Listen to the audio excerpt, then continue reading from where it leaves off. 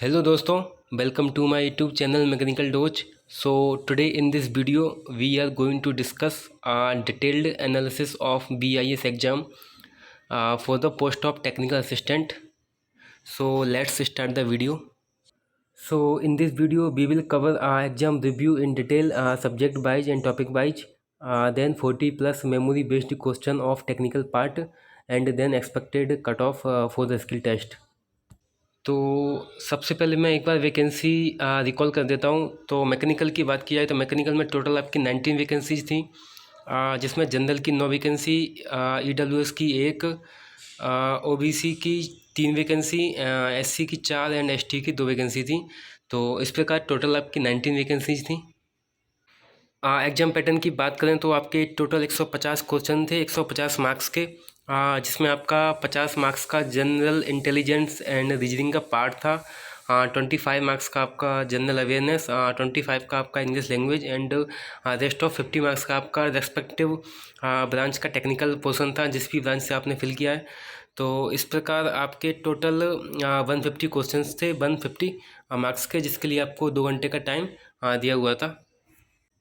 अब qualifying marks की बात करें तो आपको टेक्निकल में एटलीस्ट 50 मार्क्स, मतलब आपको 25 मार्क्स आपके एटलीस्ट टेक्निकल पार्ट में होना चाहिए। और उसके अलावा बात की जाए ओवरऑल की, तो ओवरऑल भी आपका 50% मार्क्स, मतलब ओवरऑल आपका 75 मार्क्स एटलीस्ट आपका एग्जाम में होना चाहिए। ये आपकी क्वालिफिकेशन क्राइटेरिया था BIS का। तो इस वीडियो में हम बात करेंगे for the post of technical assistant mechanical के लिए। सबसे पहले बात करें टेक्निकल की, तो टेक्निकल आपका AG2 मॉड्यूल था। जनरली जो क्वेश्चंस पूछे जाते हैं आपके SSC JEE में और PSU एग्जाम में, और जो क्वेश्चंस है वो मोस्टली आपके जितने भी कोर सब्जेक्ट होते हैं, जैसे कि आपका स्वम हुआ, थर्मल हुआ, प्रोडक्शन है, HMT है, इंडस्ट्रियल है, मशीन डिज़ाइन है, तो जितने भी ऑलमोस्ट आपके सब्जेक्ट हैं उनसे क्वेश्चन थे। बात करें इंग्लिश की, तो इंग्लिश थोड़ा सा देखा गया कि इंग्लिश थोड़ा सा मॉडरेट टू टफ था, क्योंकि इंग्लिश का जो लेवल था वो थोड़ा सा IBPS पैटर्न का था, और जब IBPS एग्जाम कराता है तो वो एक बैंकिंग लेवल का इंग्लिश पुट कर देता है। इंग्लिश में यदि टॉपिक की बात की जाए तो आपके डिफरेंट टॉपिक थे, जैसे आपका सिनोनिम एंटोनिम्स था, सेंटेंस एरर था, स्पेलिंग डिक्शनरी अरेंजमेंट से क्वेश्चन थे, कुछ क्वेश्चन आपके बेसिक ग्रामर से थे, कुछ आपके reading compression and sentence implement. तो इस प्रकार इंग्लिश का थोड़ा सा मॉडरेट टू टफ देखने को मिला लेवल। देन बात कर लेते हैं जनरल अवेयरनेस की, तो जनरल अवेयरनेस भी सेम IBPS पैटर्न जो आपका बैंकिंग लेवल का होता है, जिसमें वो मोस्टली आपको 6 मंथ का आपको करंट अफेयर पूछ लेता है, और मोस्टली क्वेश्चंस आपके करंट अफेयर के थे। तो जो भी कैंडिडेट लास्ट 6 मंथ की करंट अफेयर अच्छे से पढ़ के गए हैं उनके लिए आई थिंक जनरल अवेयरनेस वाला पार्ट थोड़ा ईजी टू मॉडरेट रहा होगा। और बाकी यदि आपने 6 महीने की करंट अफेयर अच्छे से नहीं पढ़ी होगी तो आपके लिए थोड़ा सा टफ आपको फील हुआ होगा। बाकी करंट अफेयर के अलावा थोड़ा सा इकोनॉमिक्स और बैंकिंग अफेयर का भी पार्ट देखने को मिला, लेकिन मेजर पार्ट जो था आपका वो करंट अफेयर का था, और स्टैटिक GK बहुत कम थी, आई थिंक ना के बराबर थी। नेक्स्ट बात कर लेते हैं जनरल इंटेलिजेंस एंड रीजनिंग की, तो इसका भी सेम IBPS लेवल का पैटर्न था, जिसमें आपके क्वेश्चंस काफ़ी लेंदी रहते हैं और टाइम टेकिंग रहता है, काफ़ी टाइम लग जाता है क्वेश्चन को सॉल्व करने में।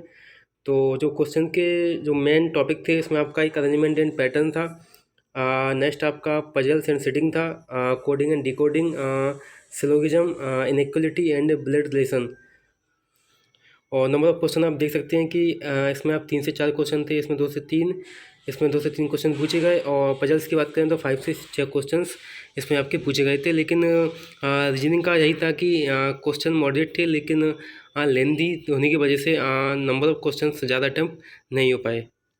तो काफ़ी कैंडिडेट से मेरी बात हुई तो उन्होंने बताया कि किस टाइप के क्वेश्चन थे, क्या क्या क्वेश्चंस पूछे गए थे। तो मेनली क्वेश्चंस था आपकी फ्लूइड प्रॉपर्टी से था, एक क्वेश्चन आपका एवरेंसी एंड फ्लोटेशन से था, एक आपका कास्टिंग डिफेक्ट से था जो आपका बेसिकली मिश्रण से पूछा गया था, एक क्वेश्चन आपका थर्मोडायनामिक सिस्टम से था, कुछ आपका टूल इंडेक्स से रिलेटेड एक क्वेश्चन था जो पर्टिकुलर आपके कार्बाइड टूल्स के लिए वैल्यू ऑफ एन पूछी गई थी, then most test, safe factor, air standard cycle, compression ratio, free convection, columns, gear terms, circular pitch, arc blows, heat treatment, पर CPM and value of APF मतलब atomic packing factor, and then knocking, CFO diagram, impulse turbine, DC welding, forced convection, एक question mechanism से था, एक question forecasting, pump से था, एक question आपका स्लोप एंड डिफ्लेक्शन से भी था, एक क्वेश्चन आपका आरईसी से था जिसमें बेसिकली फॉर्मूले के बेस पे आपको स्ट्रक्चर निकालना था। देन आपका था स्ट्रेस कंसंट्रेशन से, एक क्वेश्चन आपका था बाईपास फैक्टर से था जो आपका हीटिंग कॉइल के लिए आपको बाईपास फैक्टर निकालना था। एक क्वेश्चन आपका था सेकंड लॉ ऑफ थर्मोडायनेमिक्स।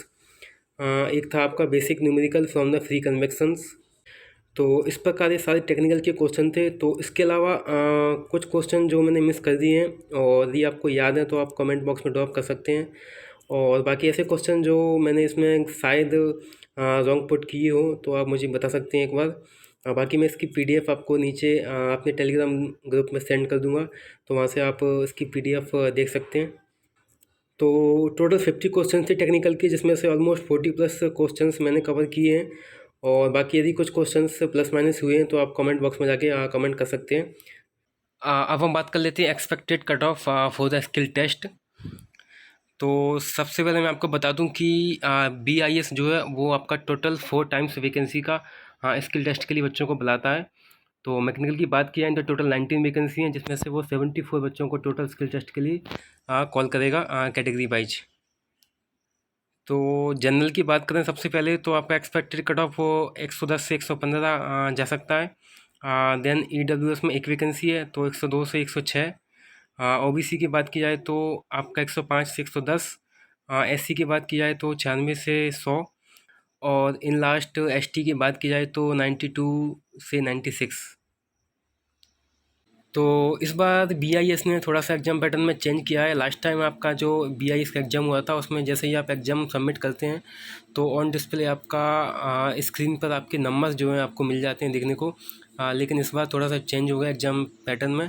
आपको शायद इस बार आंसर की रिलीज होगी, और आंसर की बात करूँ तो आई होप 1 से 2 वीक के अंदर आपके आंसर की आपको देखने को मिल जाएगी। और बाकी वीडियो अच्छी लगी हो तो लाइक करें, सब्सक्राइब करें, एंड थैंक्स फॉर वॉचिंग।